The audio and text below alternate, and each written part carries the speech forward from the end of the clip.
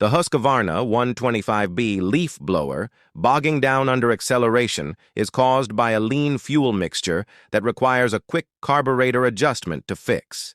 Turning the high-speed mixture screw counterclockwise enriches the fuel flow, restoring full power and eliminating the hesitation.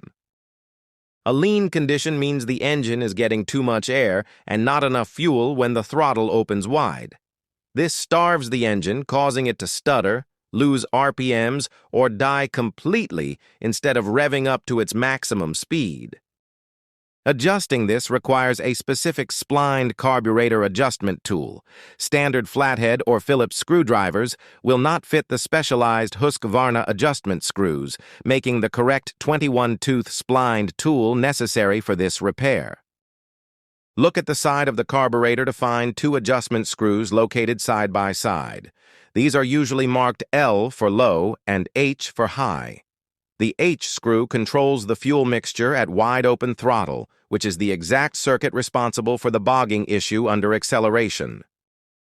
Start the engine and let it idle to warm up for about 2 to 3 minutes to reach proper operating temperature.